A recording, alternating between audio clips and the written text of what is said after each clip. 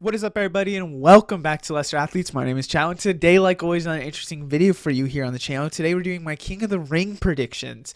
I'm very excited about this, and I'm doing King of the Ring only. Sadly, cannot do Queen of the Ring because they haven't released the bracket, which, come on, guys. I might do another video for that. Depends on when they release it, because if they release it tomorrow, I don't have time to record it. If they release it tonight, the day I'm recording this video, then I'll be able to. And if they just do it Friday, well, we'll talk about it for SmackDown. I might just do it, I guess, after SmackDown, my Queen of the Ring predictions. But other than that, I'm actually excited for this King of the Ring tournament. There hasn't been this prestige with the King of the Ring. My ear kind of itches.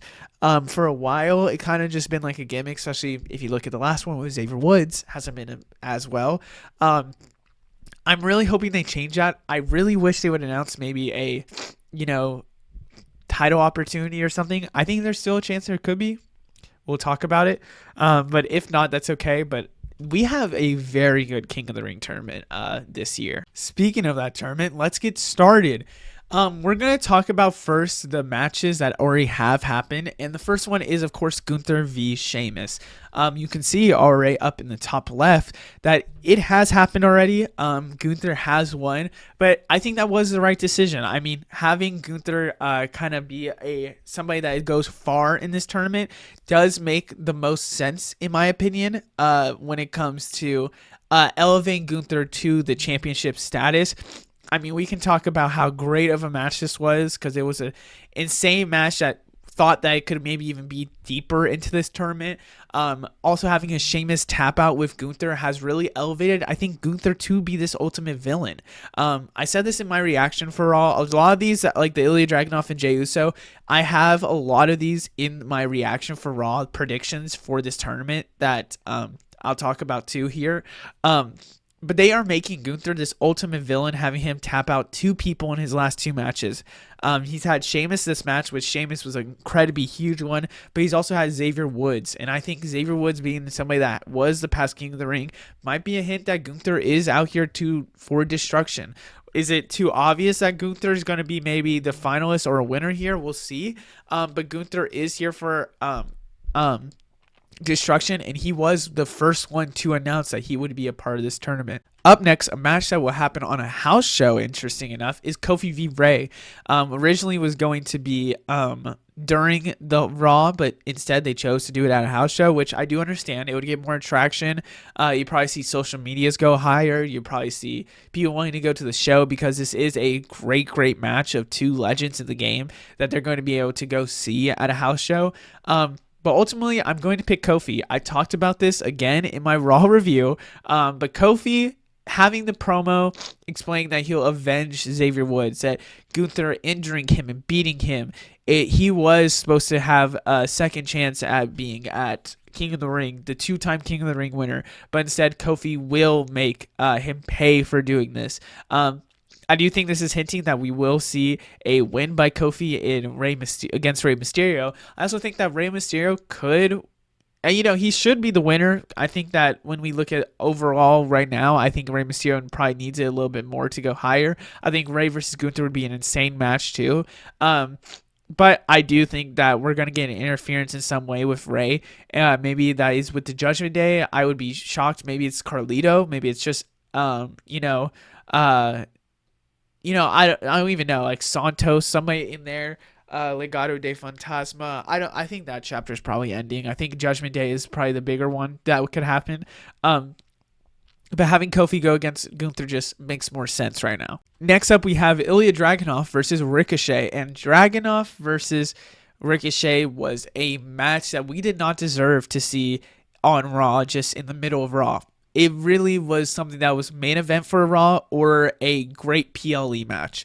Ricochet showed his ability to always put on bangers with his high-flying capabilities, with his ability to do these insane moves, while Ilya Dragunov was shown off to the main roster how he is next up and how amazing he's going to be in the future. I talked about him a lot in my Raw review, and I still believe everything I said. Yes, it was 15 minutes after, and I was probably glazing a little bit, but I still believe all the stuff that I said with Ilya Dragunov potentially being this guy that is going to be probably somebody left in the comments, which was the perfect comment that I've even thought about myself, but they commented, and it's just very much true. Ilya Dragunov, we're probably going to see in the future a future face for Raw. And then on the opposing side, even if maybe Dragunov's on SmackDown and Hayes is on Raw, on the opposing side, we're going to see Carmelo Hayes in there. Both two people that have been very much elevated into this main event scene, that they're going to be two big faces that they clearly believe in. I mean, Carmelo Hayes, we'll talk about him later, but Ilya Dragunov, the ability that he makes other people amazing, perfect. I think Ilya Dragunov was the right decision because I do think you want to push him a little bit. And it just makes sense to grow Ilya Dragunov. Next up, we had quote-unquote Drew McIntyre, which later on turned to Jey Uso versus Finn Balor. Drew would be announced to not be medically cleared to compete, which ultimately led to Jey Uso. I honestly thought that maybe a title opportunity would come with King of the Ring, so that if Drew would win this, he could have a title opportunity against Damian Priest in Clash of the Castle. But instead, we don't see that. But with Jey Uso going against Finn, I knew they were not going to let Finn win against Jey Uso. Jey Uso is the top guy right now for Raw. He was picked number 1 overall. I mean, easily the top guy for them. They're not going to let him lose first round. I would have chose Jey Uso in this. It just makes more sense to have him winning, especially against Judgment Day, because if he lost to Finn Balor and lost to Damian Priest, it would not be a good look for him. Now we're going over to the SmackDown side of things, where we have all matches that we can predict. Randy v. AJ Styles is another crazy one that I did not expect to see. These are two legends in the game. It's going to be very hard to pick. But I do see a world that Randy Orton is going to be the winner. I also see a world where the Bloodline comes in to mess with Randy. Is that going to be this early? Maybe not. But I'm going to go with Randy Orton because I think Randy just makes sense with AJ Styles just having the main event. I think there's more stuff with AJ Styles potentially, but I do think Randy Orton just will elevate this and go higher. Next, we have NXT stars going against each other. Baron Corbin and Carmelo Hayes, now two members of SmackDown. But this is another pretty predictable match. Maybe not as AJ Styles or Orton, but I could say Uso versus Balor or Dragunov versus Ricochet. That I'm going to say Corbin's going to win. Carmelo Hayes is going to win. I mean, Carmelo Hayes was a first-round pick and 3rd overall in a full SmackDown draft. Came out and went against Cody Rhodes immediately and pushed him to the edge. I mean, straight up was an amazing match. They're going to push him to the moon. I actually think there is a chance we see a potential Carmelo Hayes just going for gold already. Probably by WrestleMania. Does he win it? Maybe not, but I think we could see that in the future. And Corbin was in this supplementary draft that was announced after SmackDown, I think. Was it after SmackDown or was it after Raw? I can't remember. Even though I love Baron Corbin, I wish he was, still with Braun Breaker in the same brand as Braun Breaker, but Carmelo Hayes is winning this by far. Next up, we have LA Knight versus Santo Escobar. Another predictable match, I'll say. They kind of hinted towards this match happening with the fact that they were talking after LA Knight destroyed Angel. I'd be shocked if LA Knight does not win. LA Knight is so hot right now. So hot right now. But LA Knight will make this tournament better. While I think Santos Escobar does make this tournament grow, but I just think LA Knight's how he's on fire, how much aura he has, just makes sense for the future plans for LA Knight to win this first matchup. Next up, we have Bobby Lashley versus Tama Tonga. Inside joke. This one's a little tricky. I do think that this is closer than what people think. Bobby is the guy right now, in my opinion, that deserves to go higher. Even talked to Carmelo Hayes about potentially, if they would have had Carmelo Hayes where LA Knight and Escobar was, I think this would have been even hard because I think they were hinting at Carmelo Hayes and Bobby Lashley fight. So I would have maybe chose Lashley here. But ultimately, they are trying to make the Bloodline look fierce. It just makes more sense for Tama Tonga to win this. he kind of has to win this because it makes Tama Tonga just look like a regular player in this storyline if he doesn't. Or like how Solo Sikoa was, and everyone's like, you're really talking about losing streaks. I'm honestly shocked that Solo isn't even in this because I think Solo Sikoa could have actually gone really deep in this, and it could have maybe helped with his image right now with winning a great tournament. I just did not expect Tama Tonga to be in a solo tournament already. I thought they would maybe make him a duo with Tonga Loa, but I am ultimately going to pick Tama Tonga because they have to make the Bloodline look like this fierce group, and you losing first round is not going to help that. Now on the Raw side of things, some matches that we can predict. Gunther v Kofi. This is a rematch for the Intercontinental Championship. I still think that Gunther will win this, and I talked about this get on my Raw review, that Gunther's ultimately going to go against Kofi and beat Kofi, and I think that we could. I'm gonna just throw this out here, because oh my god, my nose is I'm about to sneeze. I've seen a lot of people, and me myself have talked about New Day is in this weird area. Just my personal opinion, when I see New Day, there's a tag team division that's growing, but it feels like New Day's in this kind of limbo area, this gray area where you don't really know what's next for them. Tell me what is like the next thing with New Day, because I don't know. I truly don't know. When you also look at the Raw division, just off the top of my head, are there good heel tag teams that I can remind of that's not Judgment Day or something? I don't really see it. So in my opinion, could we see a point where Kofi kind of, breaks after losing to Gunther? Imagine Gunther makes Kofi tap out. That would be the most insane thing that I think could happen out of this tournament, is if Kofi taps out. I could see this happening, then an outrage with Kofi, something crazy happens. Maybe Xavier Woods turns heel a little bit too. Maybe Xavier Woods tries to stop him, but it's not working. I'm doing this out here because I don't know if I actually think this will happen, but I just want to throw it out, so if it happens, I'm correct. I am so excited to see this match, and I cannot express more how excited I'm going to be to see this match. But Ilya versus Jey Uso is going to be a match that is going to cook. It is going to be so nice. We have Ilya's technician ability to raise a match higher than it already is. He can literally make a match go from a 3-star to a 4-star, like how Gunther can. Sadly for myself as an Ilya fanboy, but happy for myself as a Jey Uso fanboy, these are probably one of my two favorite wrestlers right now. I am a huge Jey Uso fan. You probably have seen on my reaction. If you haven't, you should go check it out. Reaction for Backlash that I was so sad Jey Uso didn't win, and I was going crazy yeeting over myself. But Jey Uso is going to win, and I have no disrespect when I say this about Ilya Dragunov. I said this on my review that they would not let Ilya Dragunov and Gunther happen this early. I said many times before that Ilya Dragunov and Gunther is going to be an amazing match. That's going to be a money-making match. And with that in mind, where should you put this money-making match? Well, we could see this maybe SummerSlam. We could see this in the Bash in Berlin, which I think is probably ultimately where we're going to see this because of the fact that there might not be as much main events as others would be, and this could be that main event. I think this match is going to cook. It's just ultimately we're going to see Jey Uso still win. Up next, we have Randy versus Carmelo Hayes. Now, I could see this go in a couple of ways.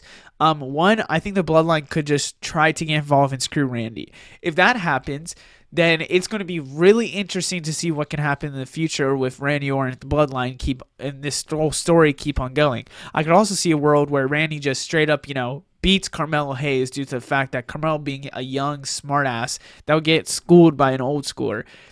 Not to call Randy old, please don't beat me up. I ultimately think this is ultimately where we're going to go with this match, where Carmelo Hayes is going to get schooled by Randy Orton after disrespecting Bobby Lashley.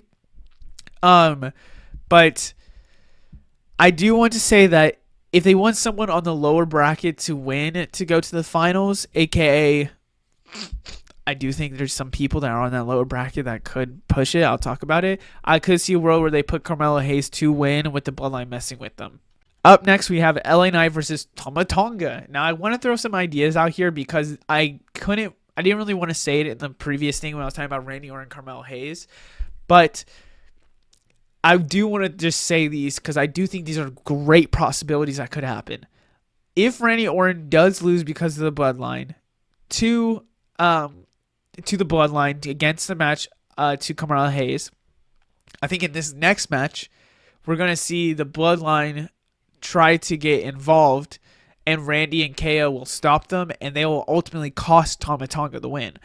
I also think that if they stop the bloodline first, because I do think there's a world where the Randy Orton fights later on. If LA Knight versus Tama Tonga is first, I think we could see a world where Randy Orton and KO involve themselves to let Tama Tonga lose, and then later on, Randy Orton and Carmelo Hayes, Randy Orton gets screwed over there.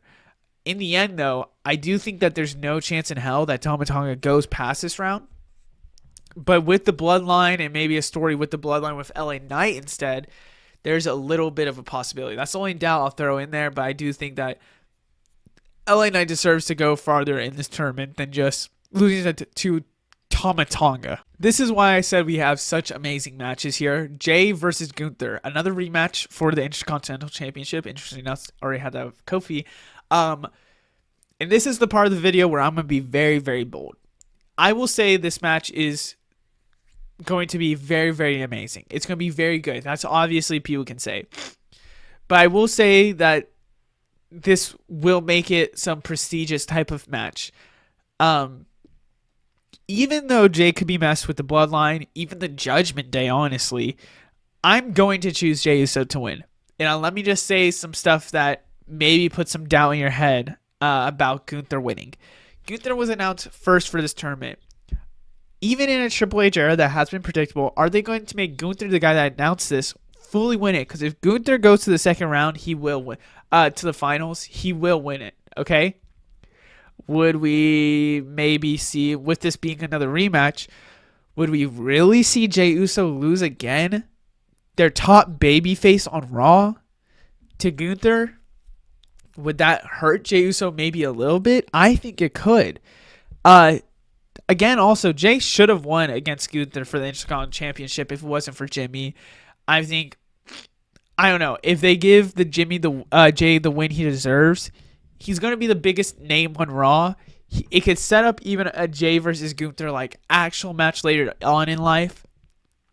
I do just think that this is the match that this is the time where Jey Uso wins, because having Jey Uso lose a second time to Gunther with this time no interference, maybe only interference maybe would be the bloodline or Judgment Day.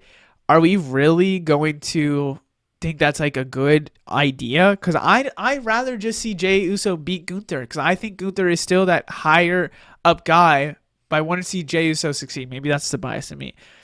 This is the guy that has the biggest babyface on Raw. I already said honestly probably biggest name on Raw. Playing his theme in NBA arenas. I feel like I just have to predict a winner here with Gunther. Another idea I wonder is if they allow Jay to win this after a replacement. That's the only thing that I kind of get scared about. But I do think that Drew was probably the one that was going to go against Gunther in the end and probably win. And maybe if they had a championship opportunity, it'd be a way for Drew to have that title, like I said earlier, with Damian Priest at Clash of Castle, but instead I think Jey Uso is going to take that reign. The last match for the SmackDown, we have LA Knight versus Randy Orton, something that kind of was a bad blood that never got resolved during the Royal Rumble. Had some beef during there that turned into a fatal 4-way, but we get to see a 1v1 now. Could I see some interference? Yes, but are we really going to see it? Because I think we're not going to entirely, which makes me believe LA Knight's going to be the winner. Yes, it's okay if Randy Orton loses this. I think if Randy Orton loses this, it doesn't really change anything. But if LA Knight loses, I don't think that's an amazing thing for LA Knight. What storylines does LA Knight have? LA Knight also, I mean, we saw how great he was in Saudi last year. I mean, he was huge. So why would you not try and get him to go back there? I think LA Knight could help and push him more if he would win this match. And now looking at it, a potential match with Jay versus LA Knight's a little iffy, so we'll have to see. But I do think that it would be a still intense match. And lastly, let's talk about LA Knight versus Jey Uso. Now, this matchup might not be the best of matchups when it comes to technician, when it comes to whatever it might be, but ultimately, I think this will create the best atmosphere at that PLE. We have seen from other PLEs, aka France, that an amazing crowd can make that match from a 3 to 4 star, like I said earlier about Ilya Dragunov's technician. But I do think that with both these guys being huge influences on the mic, being huge influences with the crowd, I do want to pick Jey Uso to win this. I would say Jay winning this could create a huge prestige for the tournament. Again, with Gunther winning, I think it could also do it. LA Knight, I would also probably say it's going to boost him up heavily. I don't know how prestigious it's going to be for him, though. But I think Jey Uso winning this is the probably one of the biggest ones. I think him and Gunther. So that's why it's kind of hard to pick over Gunther or Jay. I think this would heavily push Jay into the top of the hill. I mean, imagine a world we get to see a King Jey Uso. The crowd would go crazy. The growth of Jey Uso would go crazy.